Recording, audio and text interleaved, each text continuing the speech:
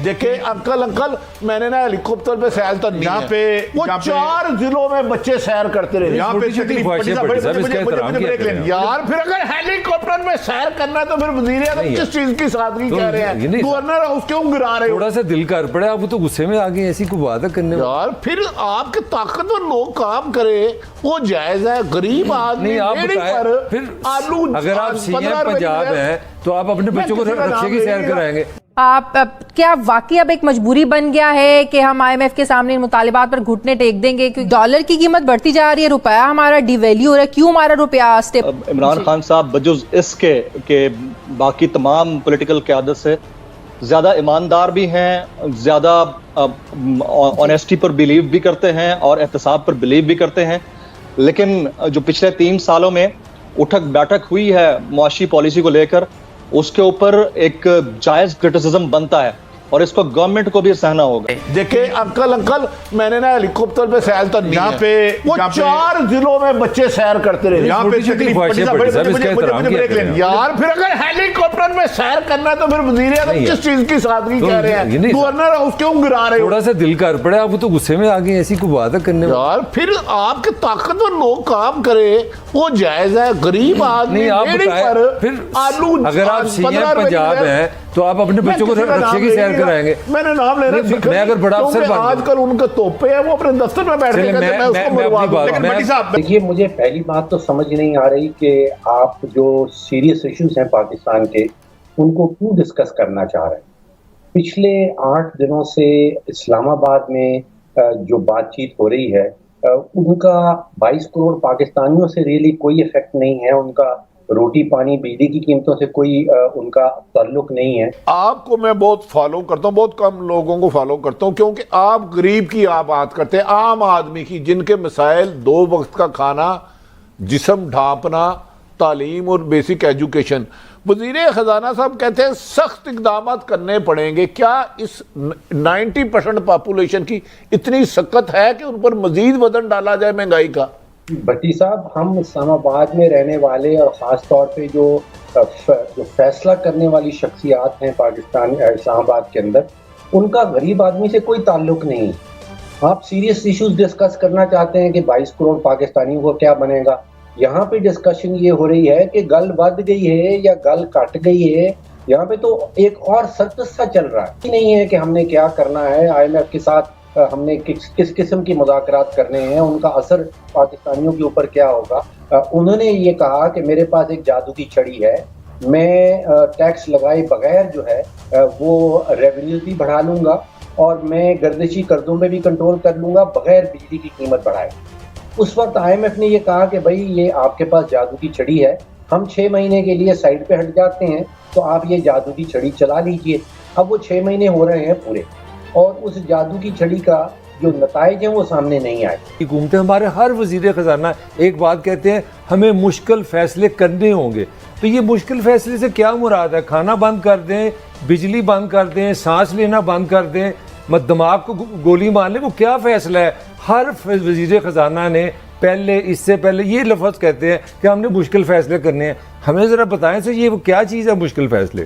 वो मुअत्तल है, लेकिन अब IMF को जो 4 मुतालिबात पूरे करने पर जो IMF की तरफ से हम पर एक प्रेशर डाला जा रहा है कि भाई आप लोग बिजली महंगी करें, नेपरा एक्ट में तरमीम करें, इसके बाद नेपरा को इख्तियार होगा कि जो भी फैसला होगा उस पर फौरन इम्प्लीमेंटेशन हो। तीसरा, फिर स्टेट बैंक ऑफ पाकिस्तान को मुकम्मल खुद मुख्तारी देने की जो बात की जा रही है, इस पर भी मैं आपसे डिटेल में बात करूंगी। फिर चौथा ये कि रेवेन्यू बढ़ाया जाए। ऐसे हालात में पाकिस्तान से ये डिमांड करना IMF की तरफ से कि फुल फॉर इन 4 मुतालिबात पर अमल दरामद किया जाए, कितना नागुज़ीर है?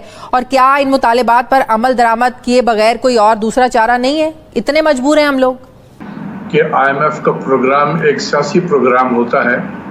उनको जो भी वहाँ से इंस्ट्रक्शन मिलते हैं मेजर शेयर होल्डर से कि आपने टफ होना है या थोड़ा हाथ हौला रखना है, वो उसी तरीके से अप्रोच उनका होता है यहाँ पर। तो ये सोचने वाली चीज़ है कि दुनिया इस वक्त माशी तबाही के शिकार है और बहुत सारे फिस्कल जो मराद दिए जा रहे हैं कि इकोनॉमी को रिवाइव किया जाए। बिल्कुल ऐसे सूरत हाल में जो इस वक्त दुनिया में है, IMF का एक बिल्कुल निराला है कि जब हमें भी पता है, IMF को भी पता है कि हमारी इकोनॉमी जो है वो भी नेगेटिव ग्रोथ में चली गई है, पर कैपिटा इनकम हमारा फिक्स आमदनी कम हो डॉक्टर गया साहब, है। अब ऐसा नहीं है कि हम बीच में फंस गए हैं, ना यहाँ से निकल सकते हैं ना आगे बढ़ सकते हैं। जाहिर है आपने एक प्लानिंग की हुई होती है कि जब यहाँ से पैसे आएंगे तो कहाँ कहाँ किस किस जगह पर आपने स्पेंड करने हैं। क्या वाकई अब एक मजबूरी बन गया है कि हम IMF के सामने इन मुतालिबात पर घुटने टेक देंगे? क्योंकि मुशीर खजाना हफीज शेख साहब ने तो कह दिया कि अमल दरामद नहीं हुआ अगर इन मुतालिबात पर, तो मेरे लिए भी कंटिन्यू करना जो है ना वो बड़ा मुश्किल हो जाएगा। मेरे ख्याल में कि वो इस्तीफा दे दें तो ज्यादा बेहतर होगा, चले जाएं यहाँ से, ज्यादा बेहतर है उनके लिए। देखें, मैं यही सब चीजों की वजह से डे 1 से मैं कह रहा था कि खुदा के वास्ते ना जाएं, आप बहुत परेशानियां मुश्किलात के शिकार होंगे, और आज मेरी बात साबित हो रही है। और आई एम श्योर कि जब वजीर आजम कभी रात के तनाई में सोचते होंगे कि क्या हुआ है, तो मेरी बातें, मेरे अल्फाज भी उनको याद आ रहे होंगे कि किस तरीके से मैंने मना किया था। I knew all these things कि ऐसा होगा।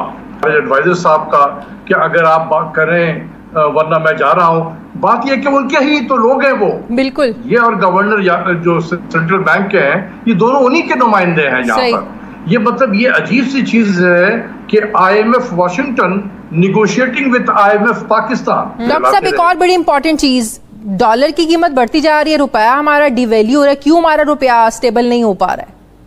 उसकी वजह यह है कि हमने जबरदस्ती गवर्नर को फोर्स करके इंटरेस्ट रेट को कम कराया है। ये जो आप 7% डिस्काउंट रेट देख रहे हैं, हाँ। सेंट्रल बैंक का गवर्नर इसके लिए बिल्कुल तैयार नहीं था, वो अभी भी 13.25% पे रखना चाहता था।